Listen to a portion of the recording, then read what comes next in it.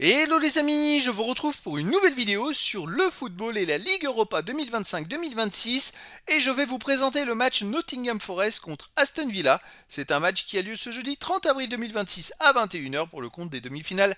Allez dans cette compétition. Alors dans cette vidéo on va revenir sur le parcours des deux équipes pour en arriver à ce stade de la compétition avec le classement et les stats de la phase de poule, tous les résultats des matchs, puis on enchaînera par le classement des meilleurs marqueurs dans cette Ligue Europa, puis on verra aussi les 10 derniers résultats de toutes compétitions confondues, les stats de Nottingham Forest et de Aston Villa. Et on terminera par les compositions d'équipe et tactiques éventuelles, ce qui nous permettra d'avoir une idée et une tendance à cette rencontre. Alors pour ceux qui souhaitent voir ce match à la télé, sachez que vous pouvez le voir sur Canal Plus Foot. Et donc dans la phase de poule, Nottingham Forest avait fini 13e avec 14 points en 8 matchs, 4 victoires de nul, 2 défaites, 15 buts marqués, 7 encaissés, puis 8 de différence de but. Ils avaient été donc au-delà de la 8e place, et ce qui fait qu'ils ont dû jouer des 16e de finale. En face, Aston Villa était deuxième de la phase de poule avec 21 points en 8 matchs, 7 victoires, aucun nul, une seule défaite, 14 buts marqués, 6 encaissés, plus 8 de différence de but. Et ils avaient réalisé presque le parcours presque parfait pour se qualifier directement pour les huitièmes de finale.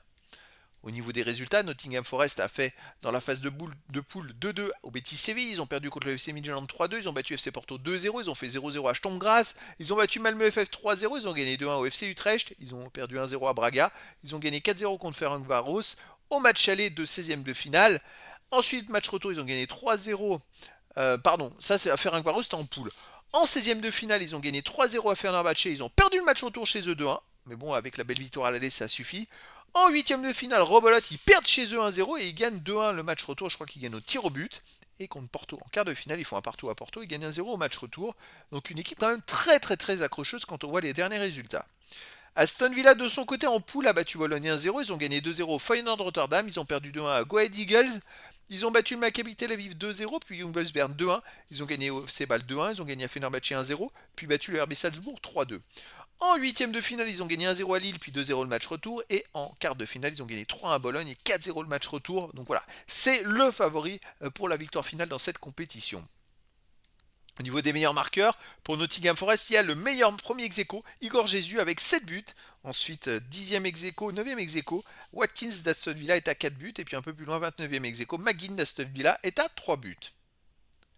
Les 10 derniers résultats, toutes compétitions confondues, Nottingham Forest, 5 victoires, 4 nuls, seulement une défaite, 19 buts marqués, 7 encaissés, plus 12 de différence de but. Ils terminent la saison très fort, ils sont invaincus sur les 8 derniers matchs, avec 5 victoires et 3 nuls, dont 5 victoires dans les 7 derniers matchs. C'est pas rien. Ce week-end, ils ont même gagné 5-0 à Sunderland et juste avant, ils avaient gagné 4-1 contre Burnley. Donc c'est quand même deux très grosses victoires de suite.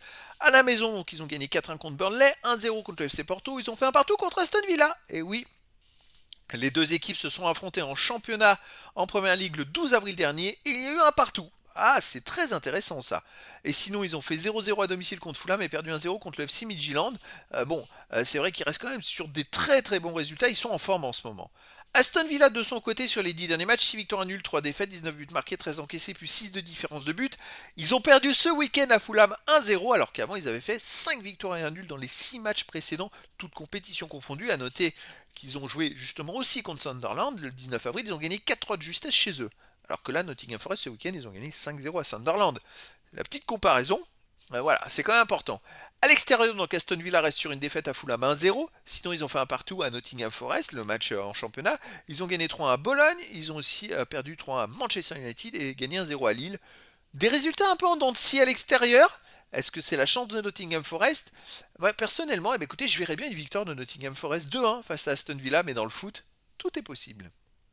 Au niveau des compositions d'équipe et tactiques, les deux équipes joueraient en 4-2-3-1, avec pour Nottingham Forest gardien Sels, défense Ena, Milankovic, Murillo, Neko Williams, milieu de terrain défensif Sangaré et Makati, milieu offensif ailier Hudson-Odoi, Dominguez, Gibbs-White, attaquant Wood ou Igor Jesus. Et pour Aston Villa, gardien Martinez, défense Cash, Konsa, Torres, Dean, milieu de terrain défensif Onana et Tillmans, milieu offensif ailier McGinn, Rogers, Bourandia, attaquant Watkins. Donc voilà, le décor est planté entre ces deux équipes et donc je vous donne rendez-vous ce jeudi 30 avril 2026 à 21h pour le match de football de demi-finale aller de la Ligue Europa 2025-2026.